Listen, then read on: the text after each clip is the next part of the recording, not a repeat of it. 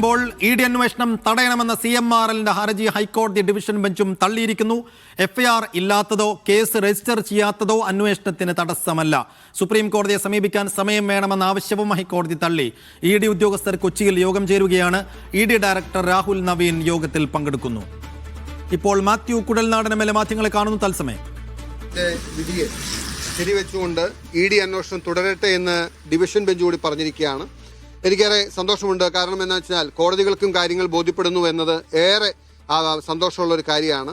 ഇതിൽ മാസപ്പടി കേസ് എന്ന് പറഞ്ഞാൽ വളരെ ചുരുക്കി നമ്മൾ പരിശോധിച്ചാൽ ഈ കാര്യം മനസ്സിലാക്കണമെന്നുണ്ടെങ്കിൽ ഒരു വക്കീലോ നിയമജ്ഞനോ ജഡ്ജിയോ അല്ലെങ്കിൽ നിയമം ആഴത്തിൽ അറിയുന്ന ആളുകളോ ആവണമെന്നില്ല. വളരെ ലളിതമായി പറഞ്ഞാൽ ഒരു സേവനവും നൽകാതെ ഒരു കമ്പനിയിൽ നിന്നും വാങ്ങിയ കോടാനുകോടി രൂപയുടെ അഴിമതി പണം, ആ അഴിമതി പണം ബാങ്കിലൂടെ വാങ്ങി അതിന് ടാക്സ് അടച്ചു എന്ന് പറഞ്ഞ് ആ ടാക്സ് അടച്ചതുകൊണ്ട് ക്രമവിരുദ്ധമായ ഒന്നുമില്ല, ഇത് വൈറ്റ് മണിയാണ്, ഇതെനിക്ക് ഒറിജിനലി അവകാശപ്പെട്ട മണിയാണ് എന്ന നിലയിൽ കള്ളപ്പണം വെളുപ്പിക്കാൻ നടത്തിയ പരിശ്രമമാണ് ഇതെന്ന് ആർക്കും പ്രഥമ ദൃഷ്ടിയെ നോക്കിയാൽ മനസ്സിലാവും.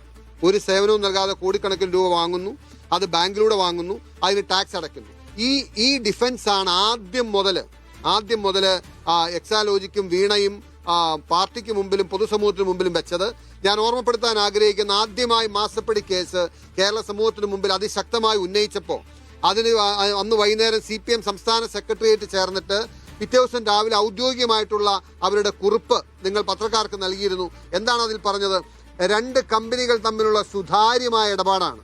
ആ സുതാര്യമായ ഇടപാടിൽ ലഭിച്ച പണത്തിന് ടാക്സും അടച്ചിട്ടുണ്ട്. അതുകൊണ്ട് ഇതിൽ അഴിമതിയില്ല, ക്രമവിരുദ്ധമായി ഒന്നുമില്ല എന്ന് പറഞ്ഞു. അങ്ങനെയാണ് പൊതുസമൂഹത്തെയും പാർട്ടിയെയും പാർട്ടിയിലെ സഖാക്കന്മാരെയും ബോധ്യപ്പെടുത്താൻ ഇവർ പരിശ്രമിച്ചത്. പക്ഷെ അതെല്ലാം അമ്പെ പരാജയപ്പെട്ട് സത്യങ്ങൾ ഒന്നിനു പിറകെ ഒന്നായി പുറത്തു വന്നിരിക്കുകയാണ്. ഇഡി അന്വേഷണം പ്രഥമ ദൃഷ്ടിയ പരിശോധിക്കുമ്പോൾ പ്രാഥമിക പരിശോധനയിൽ കള്ളപ്പണം വെളുപ്പിക്കലെന്ന പ്രക്രിയ നടന്നിട്ടുണ്ട് എന്ന് ബോധ്യപ്പെട്ടത് കൊണ്ടാണ് സിംഗിൾ ബെഞ്ച് അതിന് അനുമതി നൽകിയത്. ശരി, മാത്യു കുഴൽനാടന്റെ പ്രതികരണമാണ് കണ്ടത്.